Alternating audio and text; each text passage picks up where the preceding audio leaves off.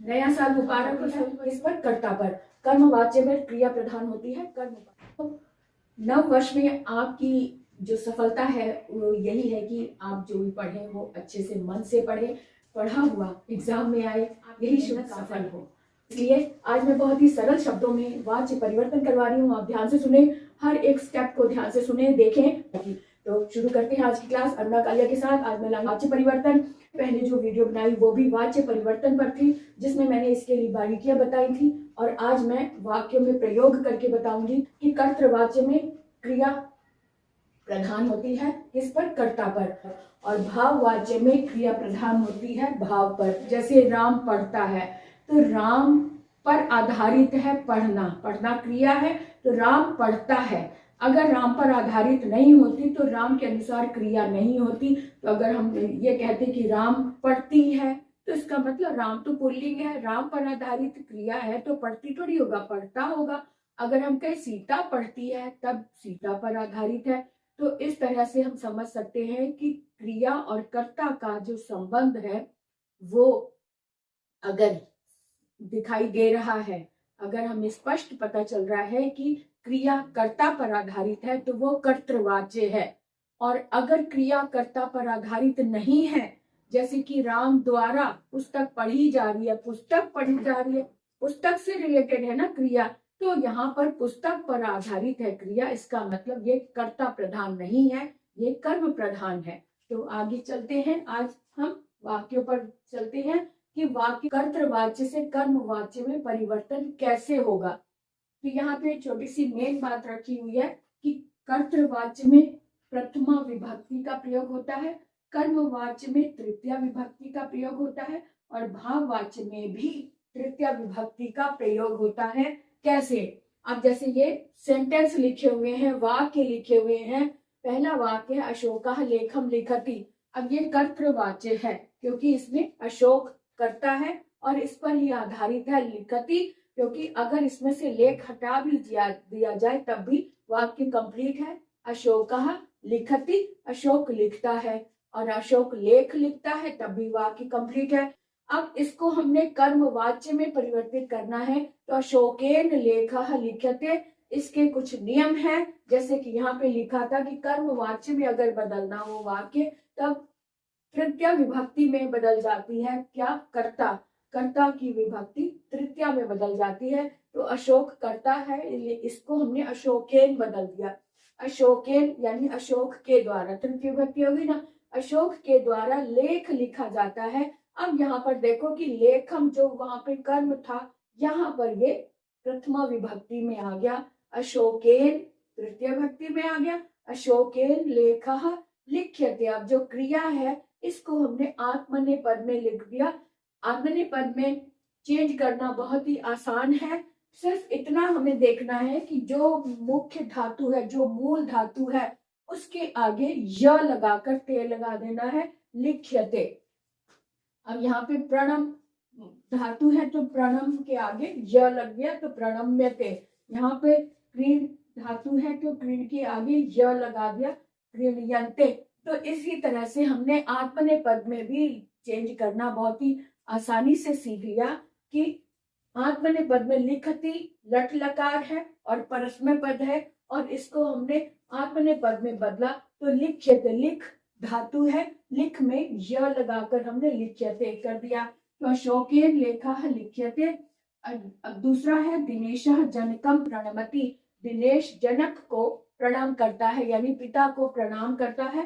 तो दिनेशन ये करता था यहाँ पर, और यहाँ पर हमने तृतीय विभक्ति में बदला क्योंकि इसे हमने कर्म में बदलना है। कर्मवाच्य में बदलने के लिए जो मुख्य कर्ता होता है उसको हमने तृतीय विभक्ति में बदल दिया, दिनेशेन, और जो कर्म था उसको हमने प्रथमा विभक्ति में बदलकर जनकः कर दिया। दिनेशेन जनकः प्रणम्यते, है ना।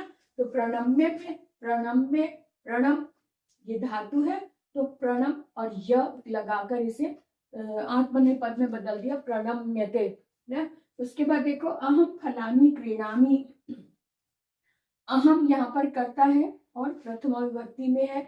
जब इसको हमने बदला तब अहम का मया हो गया, हम अस्मत् सर्वनाम है ना, अस्मत् सर्वनाम को हमने तृतीय विभक्ति एक वचन में, जब ये एक वचन है तो ये भी तृतीय व्यक्ति का एक वचन ही होगा, इसका ध्यान रखो। ये एक वचन है तो एक वचन में ही बदलेगा, इस बात का वचन का भी ध्यान रखना है। तो मया तृतीय व्यक्ति का एक वचन हो गया मया, और फलानी ये बहुवचन है तो इसका फलानी ही रहेगा, क्योंकि फलानी में नपुंसक लिंग का प्रथमा द्वितीय विभक्ति सेम होती है ना, फलम फले फलानी, फलम फले फलानी, तो ये इसको अगर हम प्रथमा में बदलेंगे तब भी फलानी ही रहेगा, इसलिए फलानी क्रीणयन्ते इसको हमने आत्मनेपद में यहाँ पर, क्योंकि फलानी जो है फलानी पर आधारित हो गई ना क्रिया, तो फलानी बहुवचन है इसलिए इसकी क्रिया भी बहुवचन क्रियन्ते आ जाएगा, क्रीणयन्ते।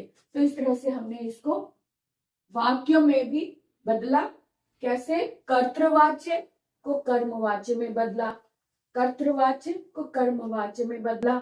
और अगर हम इसे भाववाच्य में बदलेंगे तब भाववाच्य में एक विशेष बात ये होती है कि भाववाच्य की क्रिया हमेशा ही अकर्मक होती है, यानी कि उसमें कर्म नहीं होता।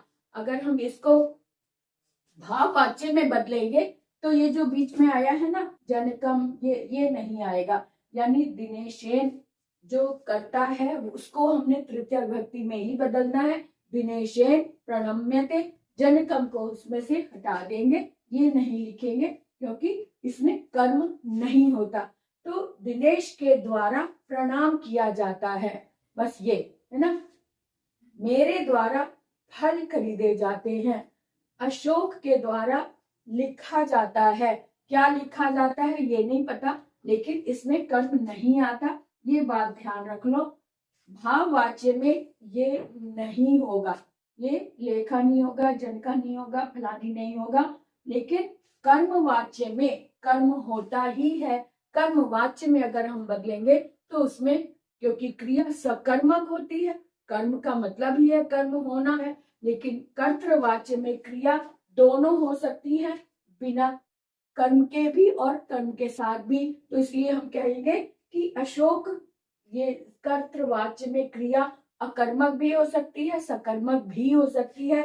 इसमें देखो अशोक लेख लिखता है, लेख को अगर हटा भी दे तब भी सेंटेंस कंप्लीट है, अशोकः लिखति। अगर हम कहें अशोकः लेखम लिखति तब भी वाक्य कंप्लीट है। इसका अर्थ है कि कर्तृवाच्य में दोनों तरह से क्रिया हो सकती है, अकर्मक भी सकर्मक भी, लेकिन भाववाच्य में क्रिया सिर्फ अकर्मक ही होती है। कर्मवाच्य में क्रिया हमेशा सकर्मक ही रहेगी, और कर्तृवाच्य में क्रिया क्या अकर्मक भी और सकर्मक भी, दोनों तरह से।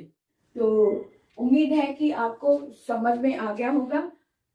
जो पिछला वीडियो है उसका भी इसमें लिंक दे दूंगी ताकि उसे भी आप समझो, क्योंकि उसमें बहुत विस्तार से मैं इसके बारे में बताया हुआ है, तो उसे भी देखें और इसे भी देखें तो आपको बहुत अच्छे से समझ आएगा।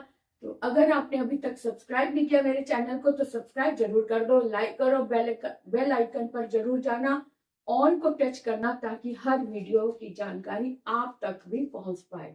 तो आज के लिए इतना ही, फिर मिलेंगे नए टॉपिक के साथ नई वीडियो में। जय श्री राम।